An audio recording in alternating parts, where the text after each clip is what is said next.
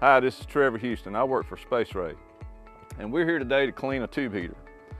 This is a typical older house that's about 30 years old. It's had several retrofits done over the years. The latest was Space Ray heaters, and they're about 8 years old. Didn't want to clean a brand new clean heater because they clean up too easy, and it's typically not the real world. So we're going to give this one a whirl, and I'm going to show you what you need to do annually. Now, what we're doing today is not what I want you to do every single flock. This is what I want you to do in the fall before it's time to place chickens back in the cold months. That's when we want our heaters working the very best. Typically, all you need to do is blow the heater off, get it clean visually, and continue to grow chickens. But in the fall, once a year, this is the program I'm getting ready to show you that I want to do. The first thing we want to do, and it may seem elementary, and it may seem like something you don't think is necessary, but we want to check for gas leaks. Yeah, those fittings have been there for a long time, and they shouldn't be leaking. But I've got some dishwashing detergent mixed with water here, and if there were any leaks, we'd be able to get bubbles coming out here. So we want to check our connections here and also over at our gas cot. That's one of the very first things you want to do. The other thing you want to do when you're looking at this heater is to visually inspect it to see that it's still level. None of our chains have broken. None of our S-hooks have come out of place. All of our cup hooks are in place. Everything's hanging level and stationary. And I actually like to pull on it a little bit and just kind of, you don't want to try to pull it out of the ceiling, but kind of pull on it a little bit and make sure that it is being held by the proper suspension points. So the next thing we're going to do is check the air hose. I'm going to climb down, grab my drill, and I'll meet you over there. Okay, so every year you're going to want to remove this fresh air intake hose. As you may already know, the fresh air intake hose is here to keep dust and contaminants from getting into the burner and from getting into the unit as much as possible. So we want to pull fresh air in from the attic. However, we are in a dusty chicken house, and undoubtedly any kind of enclosure is subject to get dust inside of it. So we want to inspect this once a year. So I'm just going to remove the hose.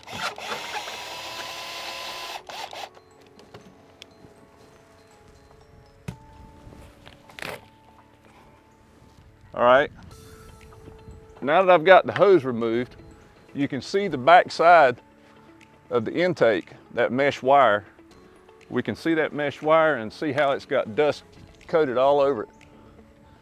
See how the dust is coming off when I rub it? That tells me that it's getting dust inside the unit. This is here to stop large particles, but that dust is getting inside the unit, even through this air pipe.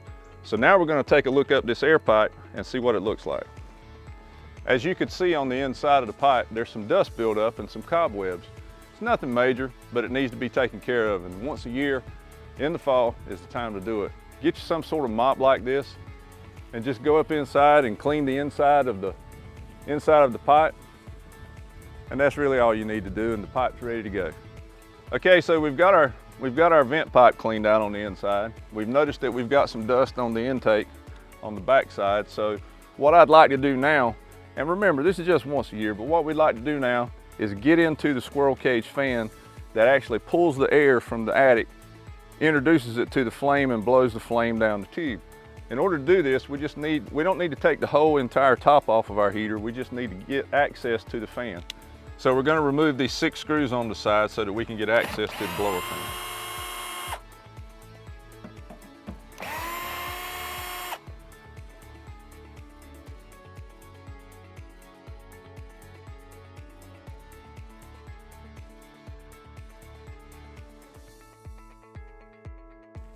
This is going to be pretty tight. There's a seal here that helps protect it from moisture and from dust getting inside as much as possible. So this is going to be pretty tight. Sometimes you'll have to pry it open with a screwdriver. This one came open fairly easily, but sometimes they'll be a little bit tight. There's also a screw in the front that you might have to loosen, not take out, but just loosen it a little bit. You'll see it on the lid. You just want to back that out a little bit so that you relieve the pressure on the lid and it'll open. So you've seen the dust on the fins of the squirrel cage fan, and that's going to slow down your fan. That's part of our problem that could occur.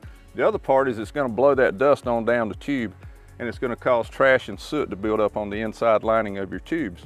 When that happens, your tube's not going to put out as much heat as it used to, or as it did when it was new. The other problem is it can cause your tubes to eventually fail on the inside because of all the soot and all the trash that's built up. So we want to clean that fan off and make sure it's nice and clean before we go into the winter. So the best way to clean the fan out is with an air compressor and a nozzle on the end of it similar to this. And I'm just going to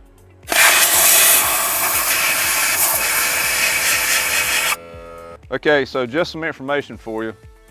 This is the sight glass. And so what the sight glass does is it allows you to look in and be able to see if the burner has lit or not. I don't know how useful it is in chicken houses, but we put it up there for everybody in case you need it. You want to clean that sight glass off. You want to do a visual inspection of it and make sure it's still intact and it's not got any cracks in it at all. While we're here, let's talk about the label. So at Space Ray, we put a label on every heater that we manufacture, and on this label is the serial number, the date code, the date in which it was manufactured. In this case, this heater was manufactured in October of 2016. It's also got the model number on it, the gas input, the gas output, the gas type, the pressure, orifice size, electrical requirements, everything that you need to know basically about how the unit functions, when it was made. And we test fire all of these units before they leave our plant. So if you ever have a problem with this unit and you call us up, if you can give us that serial number, we can trace it back to the date that it was made, who built it, who tested it, how it performed under our tests, where we shipped it to, the whole 9 yards. Whether you're the original buyer or not, it doesn't matter. Just give us the serial number and we can trace it back all the way to when it was just parts laying on the bench. Okay, so what I want to do now is I'm going to open the inspection door here where the working parts of the heater are. There's no real need for you to do this when you're doing your yearly maintenance, but I just thought I'd take this opportunity to explain a little bit how the firing sequence works on our tube heaters so that you could maybe help you troubleshoot things and understand why things work the way they do. We just removed this one screw here. And now you can see, as soon as we open it up, the control module and all the wires feeding from the control module going to the gas valve. There's an air proving switch on the other side, and all these parts work together for it to fire. And our indicator lights are down on the bottom. There's 2 indicator lights here. One here that's red, and one here that's amber or orange. And so basically here's how the heater fires. So your controller calls for heat. The thermostat calls for heat and electricity goes to the heater. When that happens, the red indicator light comes on and you'll hear the fan come on. The fan that we just cleaned comes on and it is purging. And what it's doing is it's making sure there's no gas in the heater anywhere before the igniter lights up. So it purges for a few seconds. And then you'll hear a click and you'll see the amber light pop on. The click that you're hearing is the gas valve opening up. And the amber light is an indication that the gas valve has opened up and you'll hear it ignite. It's a real soft, kind of a poof sound, and it's lit up and you're ready to go. So that is the basic firing sequence. You get electricity first. It's got to purge for about 30 seconds. And then you've got your gas valve opening up and you're ignited and everything's working. Okay, so just like you do in every flock, or hopefully you do it in every flock, we're gonna blow off this heater. There's a couple of ways to do that. I see a lot of these Buffalo turbines or whatever their name is on the front of tractors or Bobcats in the back of tractors. They work great, that's fine, use it. Some people use a broom and they physically stand on a ladder and sweep off the top. I find that a little more labor than I want to do. This contraption that's on this blower is called a gutter attachment.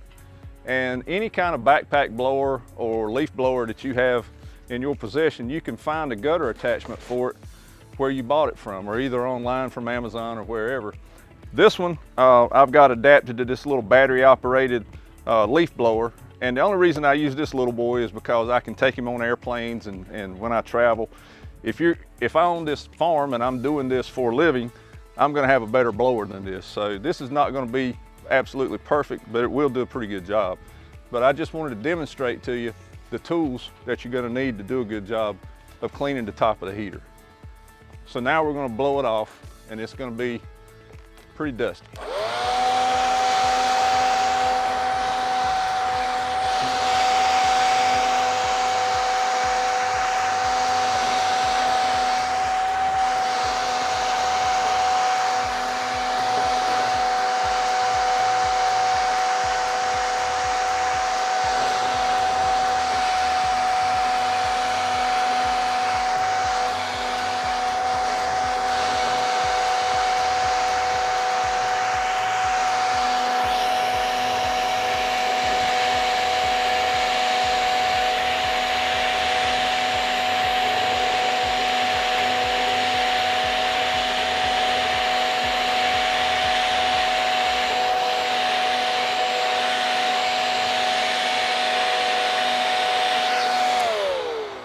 What I'll do next is I take the elbow off of this gutter cleaner and I actually go up inside the reflector and blow off the tube and the reflector itself.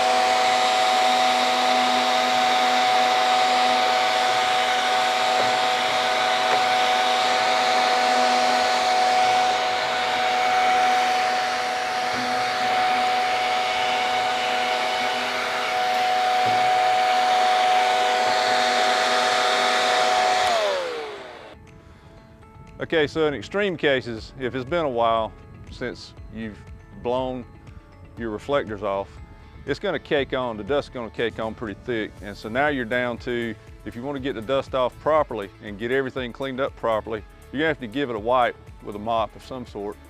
And so all I'm going to do right now is just kind of go down here and break up that caked on dust that's real settled in, and you can see how it's coming off. The blower couldn't get it off.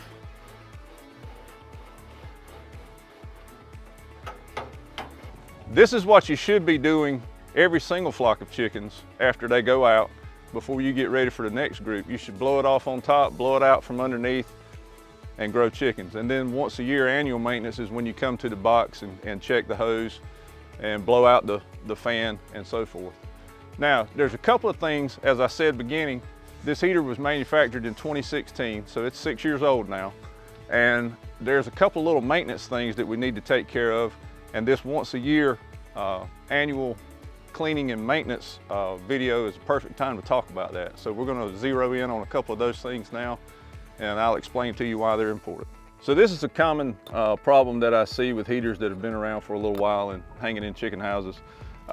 This is an end cap, and what this end cap is here for is to stop the heat from rising and coming out from outside of the shield, between the shield and the box, and escaping, so that you're not able to utilize it for warming the chickens. Plus, on top of that, it's overheating your ceiling. This end cap should be held on with what we call speed clips. Now, what you can do, I don't have any speed clips with me right now, but what you can do is you can screw this back in with a self-tapper, number 10 self-tapper screw, or you can put a speed clip on it, either way. But you want to keep it in place. It's got a lip on the edge of it, and that lip goes inside of your reflector, and you want to make sure it's in place and secured so that it keeps all of your heat inside the reflector where it belongs. Okay, so this is our tube integrity safety system wire. We call it a safety wire for common terminology. And this wire actually goes into the box, and it's wired to your valve, your gas valve. The idea behind this is this a continuous aluminum wire inside this coating, and if the tube should ever get a hole in it for some whatever reason, and fire gets out of the tube, it'll burn through this shield pretty quickly. And as you can see, we're pretty close to the ceiling, so it could set your chicken house on fire. So this is here so that when that was to happen, it'll burn the wire into and shut off the gas valve and hopefully save your house from burning down. Now, this wire should be at a tension, and as you can see, there's not much tension here at all. The spring has gotten tired over the years, and we just need to replace the spring and tighten it up a little bit. This is the time to do that during your fall maintenance. Okay, so the last thing you're going to want to do is the easiest thing to do, and that's just a visual inspection of the tubes. You want to be sure everything's nice and straight. Just kind of look at the tubes as you're walking under them, and make sure that you don't see any blisters or bubbles on a tube anywhere that maybe it's starting to fail. Typically, you won't find anything wrong unless the tubes are extremely dirty on the inside and have been neglected for many years. But it's a good idea just to do that visual inspection right here at the fall before we go into winter. Thank you guys for tuning in today. I hope this video has helped you, and I hope that you have much success with your Space Ray heaters going forward. If you need more information, please go to our website, spaceray.com. If you have any questions or any problems, or you need to access your manuals for your heater, you can find them there. And if you're not already a customer of Space Ray, we would appreciate you joining the family. Thank you very much.